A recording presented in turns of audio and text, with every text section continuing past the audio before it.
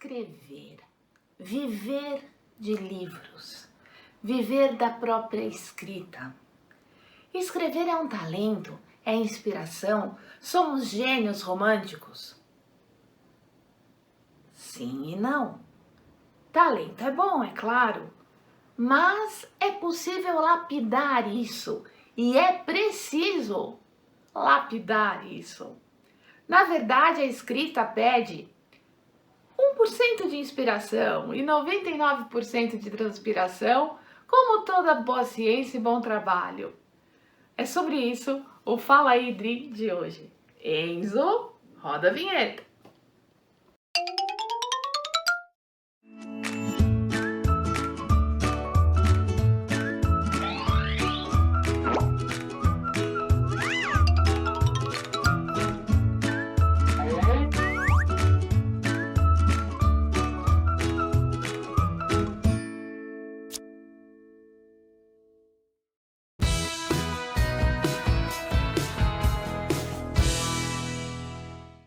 Dicas para escritores. Evandro, esse vídeo para você e para todo mundo que gosta dessa aventura que é escrever e pensa como as outras pessoas vão consumir a sua leitura, não apenas como objeto, mas como alvo de fruição, de deleite, de raiva, de outras emoções também. Escrever, o que eu faço para escrever bem? Para escrever um bom livro, para conseguir uma boa editora. Hoje eu separei umas dicas aqui mais para o escritor iniciante, mas eu acho que mesmo para o escritor que já trabalha há algum tempo com livros, as nossas dicas também vão ajudar vocês. Primeiro, você gosta de escrever, você curte escrever, as pessoas gostam do que leem, daquilo que você escreve. Tenha um hábito que é o de escrever sempre, de anotar tudo. Hoje a gente tem celular o tempo todo na mão. Veio uma ideia, não está dentro daquilo que você está escrevendo, mas é uma ideia. Grava na hora, depois você põe no seu computador. Sabe, eu tenho coisa de véia. Da época do jornalismo, um gravadorzinho. Na época do jornalismo, na verdade, eu tinha um gravador que tinha uma fitinha pequena, que era o que a gente usava para fazer entrevista. Hoje eu tenho um mas é um gravador que usa pilha AAA, aquela pilha palito. Eu tenho um gravador que eu deixo sempre, tá comigo, na cama ou aqui na minha mesa de trabalho, porque às vezes eu tô fazendo outra coisa no celular que eu não quero interromper e vem a ideia e eu gravo rapidinho no meu gravador. E aí depois eu passo para o meu computador. Aí você tá pensando, Adriana, você escreve? Sim e não. Eu tenho 2, 3 textos que eu publiquei num concurso na Amazon, né, que foram textos pequenos, foram 2 contos e uma crônica. Mas assim, eu escrevi muito na minha vida, muito, quando eu era adolescente, eu escrevi muito quando eu estava no ensino médio. Só que quando eu entrei na faculdade de jornalismo, meu texto formatou para o jornal. Então eu não tinha tanto espaço para criatividade. E quando eu fui para letras, o meu texto ele se tornou mais crítico. Eu comecei a ficar tão chata olhando o texto que eu achava sempre que tudo que eu escrevia era ruim. Então eu confesso que hoje eu escrevo bem pouco. Mas eu trabalho bastante com revisão de textos e com leitura crítica de textos. E aí eu posso dar as dicas para vocês. Ser chato nessa hora, não com o próprio texto, mas ter alguém que vá ser chato por você, pode te ajudar. Então, primeira coisa, anote tudo. Tem lá o brainstorming, a tempestade de ideias, marca tudo o que você tiver. E, pelo amor de Deus, não tenha um momento de fúria em que você joga tudo fora. Sabe, terminar namoro não é terminar namoro com as suas ideias, porque você vai sentir falta delas. Que tem gente que termina namoro e joga fora papel, carta. Na época que tinha foto em papel, rasgava a foto, era aquele drama, aí depois voltava o namoro, não tinha mais nada, né, da pessoa, tava tudo no lixo. Não, gente, não faça isso com as suas ideias. Guarde-as. Mesmo que você esteja falando de abacaxi no outro texto, as laranjas, as bananas, tudo isso pode esperar. Guarde todas as suas ideias, sempre. Segunda coisa, tenha disciplina de escrever. Escrever todo dia? Sim. Escrever todos os dias em um horário que seja só seu. Uma vez, Valcir Carrasco, escreve novelas para Globo, mas é autor de livros e tal. Ele falou numa entrevista. À época, ele disse que ele passava a noite acordado, né? Ele gostava muito de assistir, ele é uma figura noturna, ele contava. Mas em casa, tá? Então ele assistia vídeo, TV e tal. Aí ele dormia pela manhã e acordava tipo 11 horas, meio-dia, comia e escrevia até a noite. É preciso ter uma dinâmica. Por exemplo, a pessoa também, tá? Vamos dizer que ela goste de um determinado período para viver, ficar acordada, ter lazer e tal. E aí ela gosta de dormir, acordar às 4 para começar a escrever naquele silêncio da madrugada. Eu adoro esse silêncio da madrugada, eu acho super produtivo. E avançar até o meio-dia. Depois ela come, sai de novo, dorme outra vez. Não tem problema. O escritor que está trabalhando em casa, que está mexendo só com escrita, faz o horário dele. Você trabalha 8 horas por dia, fora da sua casa. Então, pense pelo menos em escrever 2 horas por dia. Sentar e escrever. E se não vier nada, qualquer coisa, escreva sempre. A escrita, ela também é um exercício cotidiano que pode ser treinado como a leitura. Né? Eu falei isso no vídeo de leitores, né, para melhorar a leitura que vai aparecer aqui em cima. Então, a escrita ela precisa ser disciplinada. Não pare de escrever. E o bloqueio criativo? Isso não existe. Não existe bloqueio criativo. Drummond tem um poema chamado Lutador. Lutar com as palavras é a luta mais vã. No entanto, lutamos, mal rompe amanhã. São muitas, eu pouco. Veja, quando ele fala lutar com as palavras é a luta mais vã, por quê? Porque ele é poeta, ele vive disso, ele ganha dinheiro com isso, ele tem prazo para entregar o trabalho. É a vida de quem escolhe viver de palavras, salvo se você for rico e, sei lá, sua fonte de renda for uma outra, que você não precisa nem ficar as 8 horas que eu comentei trabalhando. Dependendo do seu estilo de vida, você tem que organizar essa coisa de escrever com disciplina. Escrever com disciplina, aí uma coisa diferente em relação ao que eu falei sobre a leitura. Eu falei que você pode ler 20 minutos por dia em qualquer horário, por exemplo. A escrita é mais produtiva se ela tiver sempre o mesmo horário. Porque se você não puder, por algum motivo, escrever naquele mesmo horário, num dia X, você vai sentir falta. Então, esse hábito e essa disciplina de escrever sempre no mesmo horário é muito produtiva. Não empobrece? Não, claro que não, porque o que tem que estar fervendo naquele momento em que você está sentado escrevendo é a sua cabeça. O seu olhar sobre o mundo, porque qual é o objeto de inspiração do escritor? É a vida. O seu olhar para o mundo, quando você está enchendo a sua caixa de informação para jogar na escrita, está em outro momento. Na hora que você está sentado ali, naquele tempo que você preparou para escrever, você está focando nisso. Aí, como funciona então a coisa das ideias? Tive as ideias, escrevi e tal. Você vai perceber que uma delas vai aparecer mais forte. E aí você vai começar a desenvolver.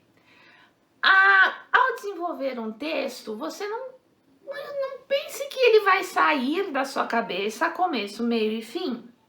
Às vezes, desenvolva uma cena, um pedaço ali do meio. Vidas Secas, do Graciliano Ramos. Começou com um conto chamado Baleia, que é um dos capítulos mais líricos e tristes do livro Vidas Secas. Então o Graciliano escreveu Baleia, publicou Baleia, depois ele escreveu Vidas Secas. Você pode começar a escrever de qualquer ponto, a partir daquela ideia que você teve, que você elegeu como a mais rica para você escrever. Agora, é importante, mais importante do que saber de onde vem, é saber para onde você vai. Ter um objetivo.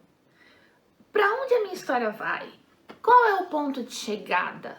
Eu vou escrever um suspense, vou escrever uma história de fantasia, eu vou escrever uma ficção, eu vou escrever um terror, vou escrever um romance. Aí você tem o gênero. Eu vou escrever um conto, vou escrever... O tipo de suporte pode mudar.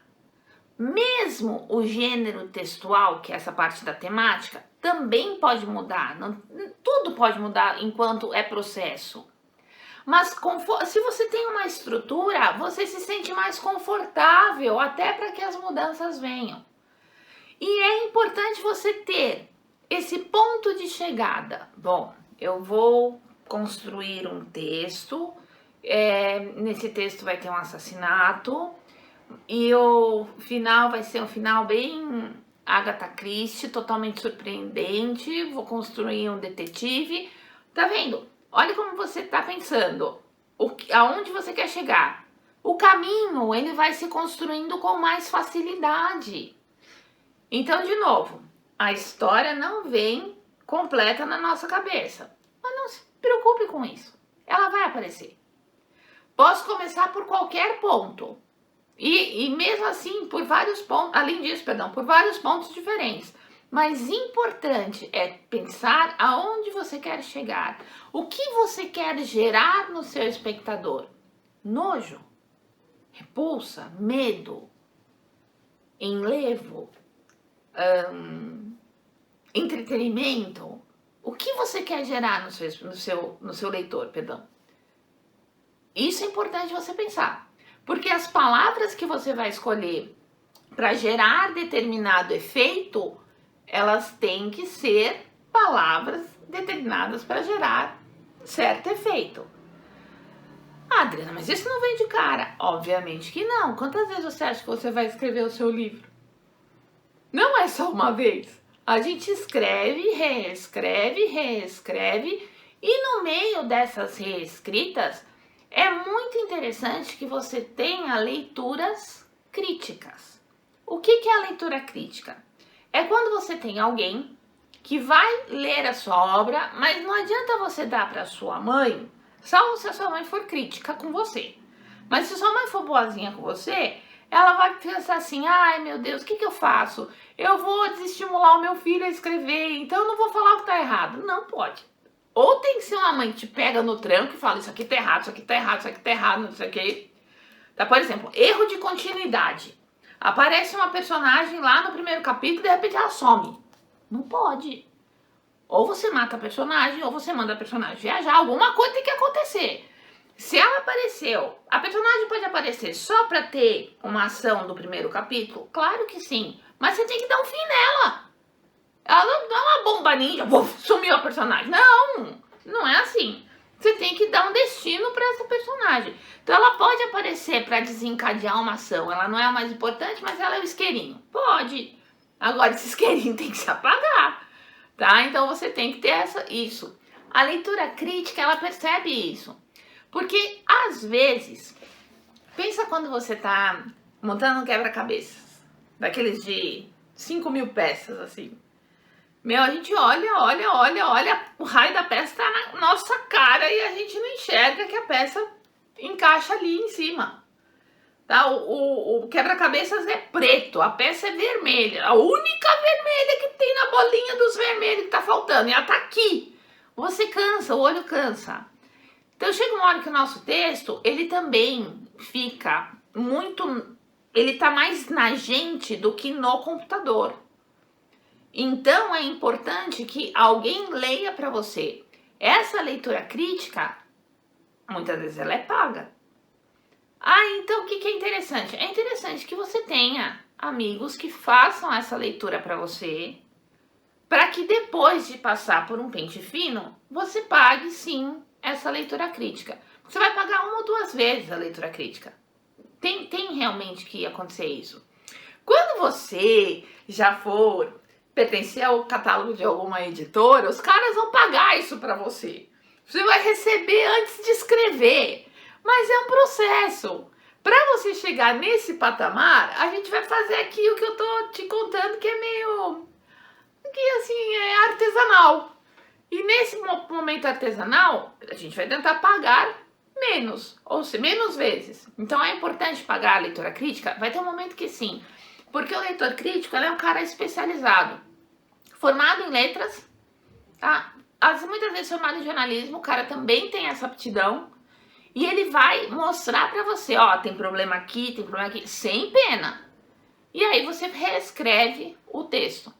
Depois de reescrito, é interessante eu mandar para o mesmo leitor? Reescrever o texto não é jogar tudo fora e começar de novo. Se você joga tudo fora, por isso que eu falei, não brigue com a namorada, palavra. Se você joga tudo fora e começa do zero, você vai cometer novos erros. Então, reescrever é observar o que o leitor crítico apontou, isso aqui tem problema, isso aqui tem problema. E aí, consertar aquilo. E assim você vai afinando o texto. Eu comentei da palavra que resta, né, do livro do Stênio Gardel. Vai aparecer aqui o card. Esse livro foi publicado esse ano, 2021, e não foi por pandemia, não. Foi por ajustes que ele fez no texto. Ele terminou essa obra em 2017, a primeira versão. Não é um livro de 5.000 páginas, não. É um livro primoroso, na minha opinião, não tem nada fora do lugar, o livro é lindo. Mas veja o que ele precisou peneirar para chegar nesse livro de 2017 até a publicação em 2021. É que tem um período de editora aqui que também não é rápido, é demorado. Mas pelo menos uns 3 anos do livro pronto, ele vai ser revisto muitas vezes quando ele está dentro da editora. A editoração vai olhar títulos dos capítulos, se houver, vai olhar, mexer em livro de poemas é bastante demorado também, porque muitas vezes quando você tem um livro de poemas, cada palavra ali é uma pinça, sabe? Foi colocada com pinça, então é mais complicado, demora na editoração. Então tem muita coisa que dentro da editora demora um tanto.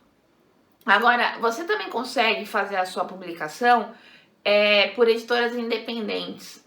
Só que aí eu também já vi passar já chegaram livros às minhas mãos com muitos erros, porque a editora não tinha esse trabalho da revisão crítica, né? A pessoa precisava da revisão crítica e da revisão ortográfica mesmo, né? Da revisão gráfica, fazer por sua conta. Mas aí, isso você consegue por pacotes e tem bons profissionais e tal. Mas tem que ser...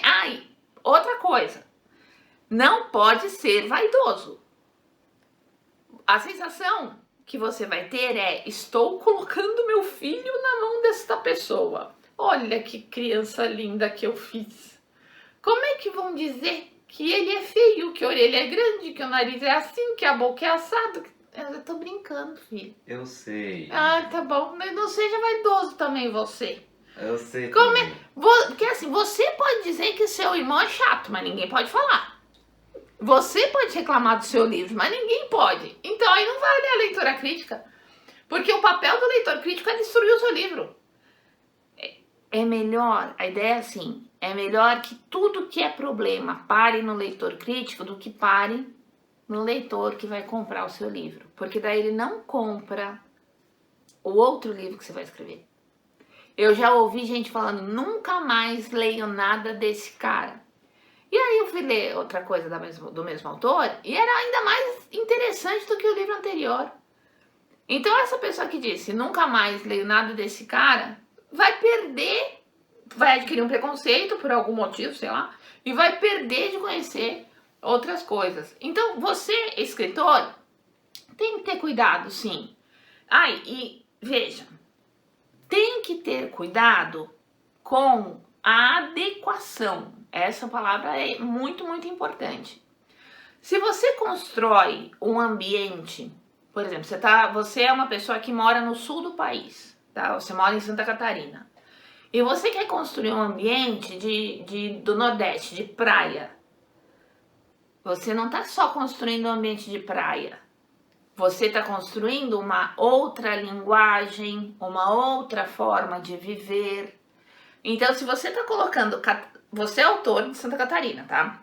Catarinenses viajando pra praia, aí não tem problema, porque as personagens são catarinenses, vivem como você está acostumado a viver.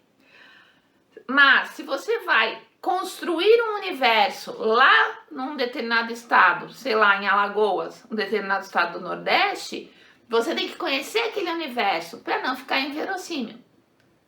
Tá? Se não rola, é melhor inventar um universo. A verossimilhança, ela funciona assim, é a verdade dentro da obra.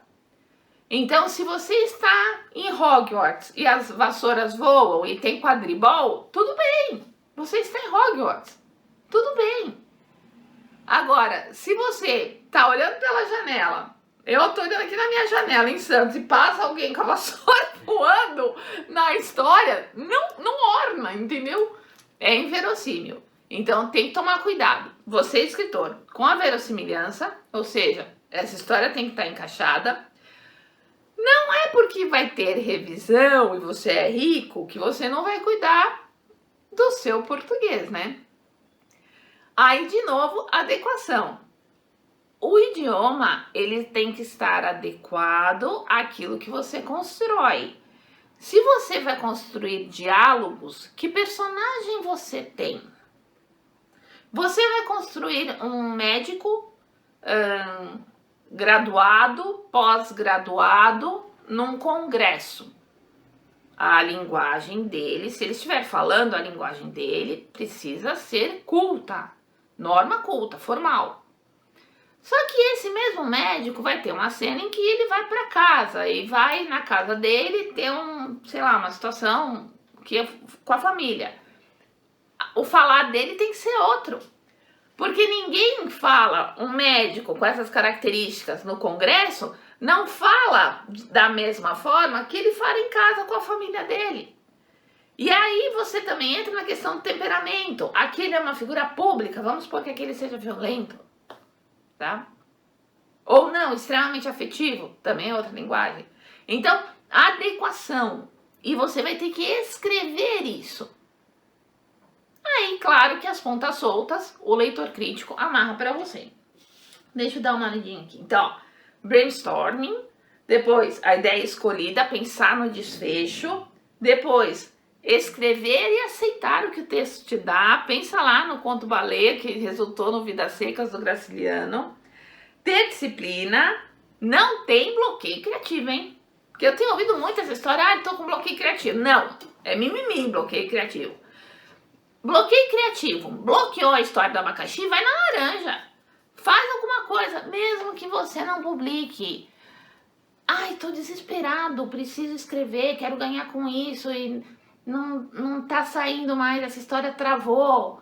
Destrava com a outra. Ah, mas eu não tenho tempo. Opa, então não dá pra ser escritor. Tá, tô sendo bem honesta. Assim, tem hora que as coisas não vão sair, mas se a cada vez que elas não saírem, você desencanar totalmente e for fazer alguma coisa para o seu lazer, aí você nunca mais vai ter a disciplina. Te dar um outro exemplo que é uma saída para algumas pessoas. Tem gente que tem um tipo de trabalho que quando trava, tem a possibilidade de correr, por exemplo. Então, vamos supor, eu trabalho em casa. Tô aqui trabalhando, aí de repente, acabou, não consigo mais pensar, tô cansada, preciso de um tempo. Posso assistir um vídeo, posso correr na praia, posso fazer não sei o quê. Você entende? Tem várias coisas que a pessoa pode fazer para dar aquela desencanada. Mas eu tenho que ter a disciplina de voltar. Porque você tem uma tarefa a cumprir. Senão tá tudo perdido, né? Então, assim, tem que ter a organização. E outra coisa, ao mesmo tempo em que você tem que administrar isso, então eu vou correr e volto, aí eu volto pra cá, vou tomar um banho e volto pra cá, vou fazer uma outra tarefa, vou pagar conta, vou fazer não sei o quê, vou assistir a novela, sei lá, e volto. Não adianta ficar girando lâmpada. Travou aqui, então vem pra cá. Seja na sua escrita, seja nessas outras possibilidades de mudar o foco do cerebral, entendeu? Para depois voltar para cá. Não adianta ficar girando lâmpada. Chega uma hora que você tá cansado às vezes. Tem gente que esquece essa coisa da rotina, escreve, por exemplo, o autor escreve 6 horas por dia. Aí um dia deu lá uma masturbação intelectual, escreveu 12 horas. Meu, isso não é bom. Não é bom, porque ele vai demorar uns 2, 3 dias para recuperar o que ele cansou naquelas 12 horas, nas 6 horas que ele trabalhou a mais. Isso não é positivo. A gente acha que é um surto criativo, né? Pode ser que ele tenha que jogar fora o que ele escreveu ali a mais. Então é preciso tentar ser o mais rigoroso possível com essa disciplina. Bem, nunca jogar tudo fora, continuidade, é necessária crítica e com a reescrita vem os ajustes. Escrever é muito bom, muito bom. E a gente vive num mundo, né, que, meu, a velocidade do creu, sabe, o funk, que eu aguento agora, acho o exemplo mais horrível que eu pude dar. A velocidade do mundo em que a gente vive tem tantas coisas acontecendo ao mesmo tempo, tem mercado para todos os temas e todos os tipos de escrita, e tudo que a gente faz só melhora com o exercício do fazer. Então, se você está com um desejo de escrever, porque você já foi elogiado na escola, porque você já tem um texto publicado, porque isso, porque aquilo, é sentar e botar o braço para escrever mesmo. Eu escrevia, gente, sem ter computador. Hoje você senta, tem programa que você tira daqui o parágrafo, coloca ali, não sei o quê, e a coisa tem uma outra produtividade, mas o mundo também é mais rápido, né? Então se você tem essa vontade, se você tem vontade de qualquer coisa na sua vida que seja lícita, que não faça mal para ninguém e que também não faça mal para você. Se você tem essa vontade de escrever, não deixa ela de lado.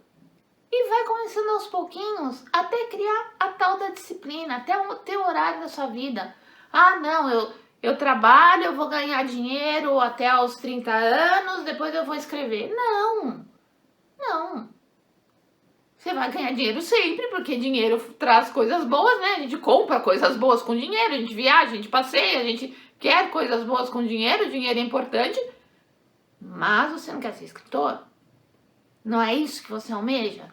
Então, tem que exercitar. Mesmo que seja para você perceber, não quero mais isso, não quero esse mercado, não é legal, é para pouco, sei lá. Você só vai saber que não quer se você tentar.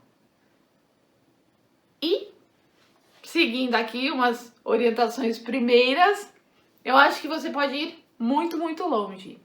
Eu estou à disposição para qualquer pergunta, coloquem perguntas nos comentários, tá? Eu trabalho com editoras mais na área educacional nesse momento.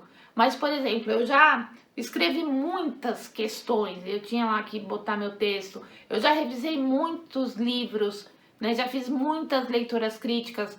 Então, é uma coisa que eu faço com bastante prazer e que eu posso sugerir ou conversar com você. Escreva aí nos comentários, você que tem vontade de escrever, tá? Que não joga a sua vontade pelo lado, não, porque você pode trazer muita beleza, muita alegria, muito medo, muita raiva, todos os temas valem para muita gente, certo? Muito obrigada, comente, compartilhe, inscreva-se no canal, acione o sininho para ser notificado e dê seu like, muito bem isso. E dê seu like, você é lindo, eu fiz você bonita e nem precisei, nem fiz rascunho, pá, já foi na primeira. Dê seu like. Até o próximo vídeo.